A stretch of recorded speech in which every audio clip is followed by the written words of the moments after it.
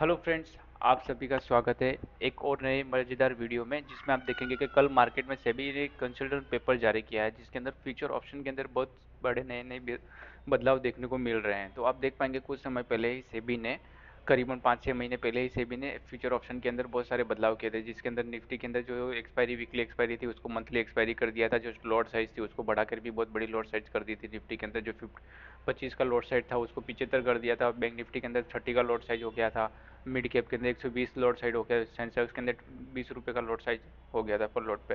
उसी हिसाब से अब नए नए नियम देखने को मिल रहे हैं फ्यूचर ऑप्शन के अंदर। वो देख लेते हैं मेजरली किस 6 जो नियम रहते हैं उस किस तरह से मार्केट में इम्पेक्ट कर सकते हैं। फर्स्ट जो नियम है फ्यूचर ऑप्शन के नियम में बदलाव देखने को मिलेगा। जो ओपन इंटरेस्ट को कैलकुलेट करने का जो तरीका है उसमें भी बदलाव देखने को मिलेगा।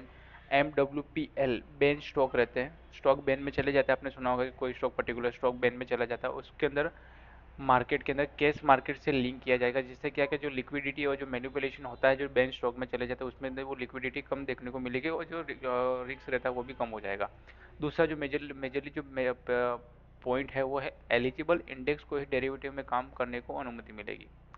ऑलमोस्ट इंडेक्स अभी काम कर रही है, उसमें क्या नए बदलाव देखने को मिल रहे हैं। बदलाव ये है कि समझ लो एलिजिबल इंडेक्स मतलब अभी नए सेबी के जो नए कानून के हिसाब से नए जो नियम बनने वाले हैं उसी हिसाब से जो क्राइटेरिया को फुलफिल करेंगे वही इंडेक्स जो है डेरिवेटिव के अंदर काम कर पाएंगे, नहीं तो वो इंडेक्स काम नहीं कर पाएंगे। जिस तरह अभी देख पाएंगे कि जो निफ्टी NSE एक्सचेंज है उसके अंदर अभी जो निफ्टी 50 है, बैंक निफ्टी है, सेंसेक्स है, मिड कैप है, उसके अंदर अभी डेरिवेटिव में काम हो रहा है। उस हिसाब से देख पाएंगे ठीक है आने वाले दिनों में किस तरह से वो रूल को फॉलो करते हैं या काम कर पाएंगे नियमों को।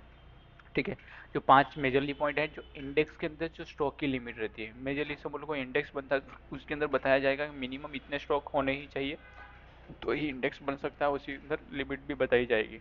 लास्ट पॉइंट है वो है फ्यूचर ऑप्शन के अंदर प्री सेशन। ओके, तो बारीकी से अपने 6 सेशन के बारे में आप समझिएगा। उससे पहले समझ लेते कि ये नए बदलाव आ क्यों रहे हैं।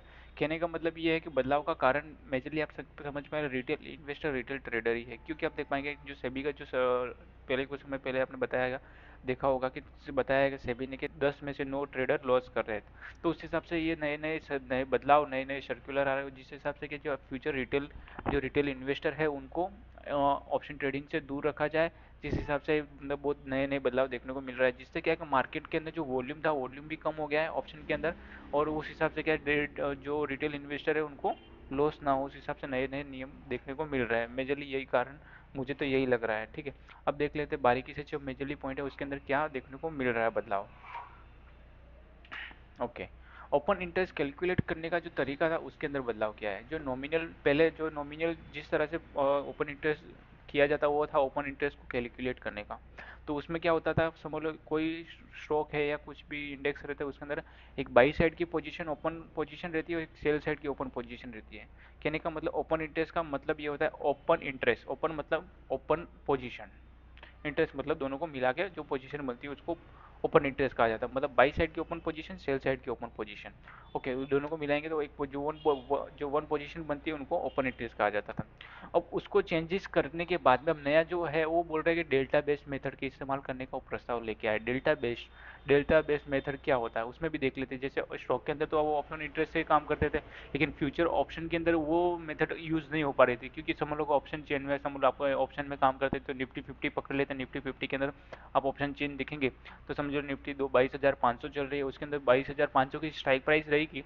तो समझो निफ्टी 2 रुपये बढ़ता है तो जो 22,500 की इन द मनी की स्ट्राइक प्राइस रहेगी वो 1 रुपये बढ़ेगी।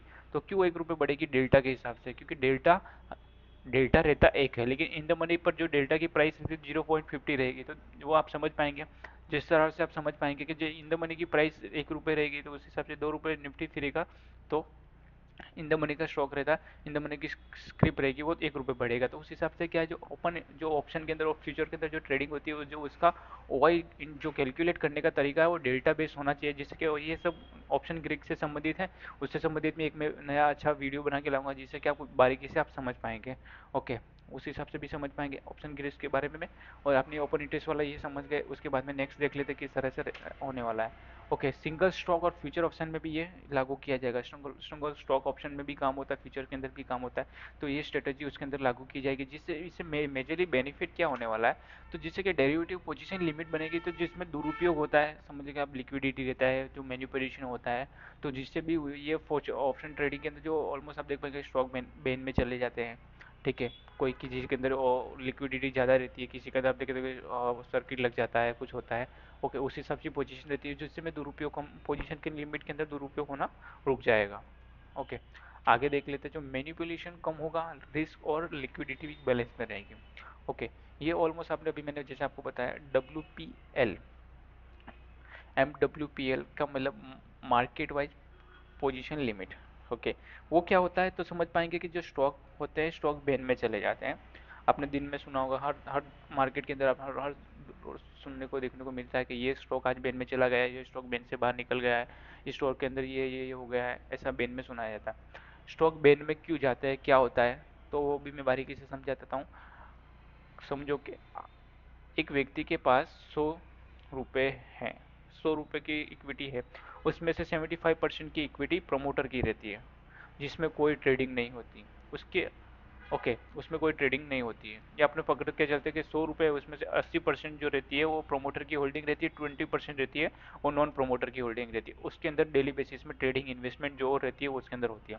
जो 20% की नॉन प्रोमोटर होल्डिंग रहती है, फ्री फ्लोट कह सकते हैं, उसके अंदर जो ट्रेडिंग होती है उसके अंदर क्या है कि इनिशियली आप देख पाएंगे कि 90 से 95% की जो पोजीशन बनती है, उससे ऊपर की पोजीशन बनती है 20% पर 20% पर 90 से लेके 95% की जो पोजीशन अपसाइड बनती है, तो इसमें क्या होता है कि स्टॉक बैन में चला जाता है।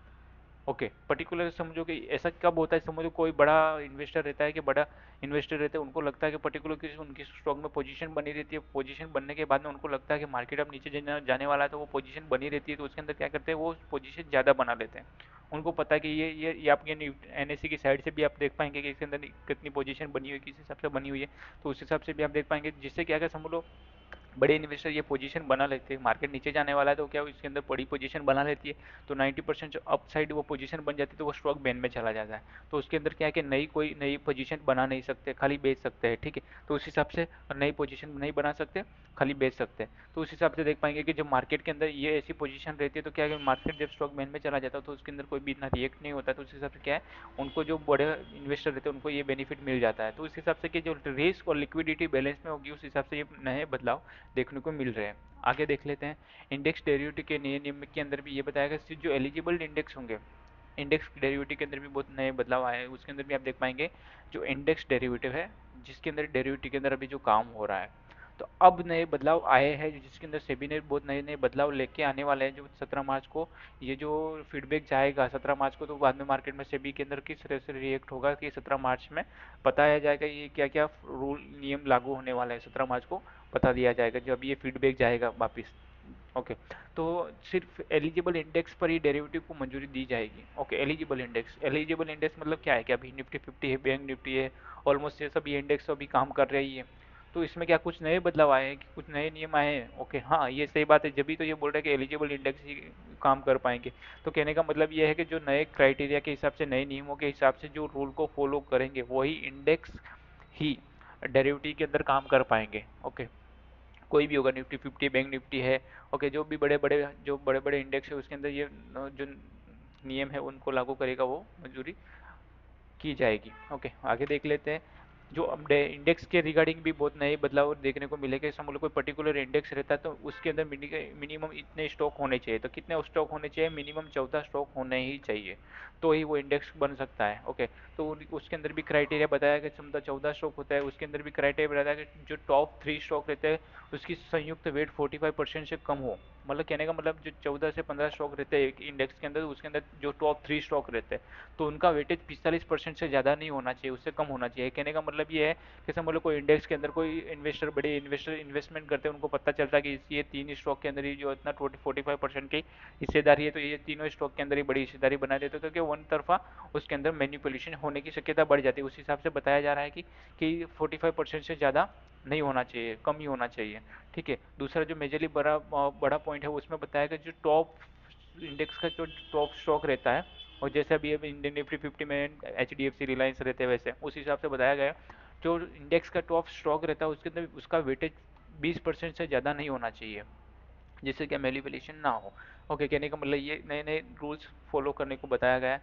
ओके, आपको मेरा वीडियो अच्छा लगा हो तो प्लीज़ लाइक करें, सब्सक्राइब करें, मैं ऐसे ही मज़ेदार इंटरेस्टेड वीडियो लाता रहूँगा।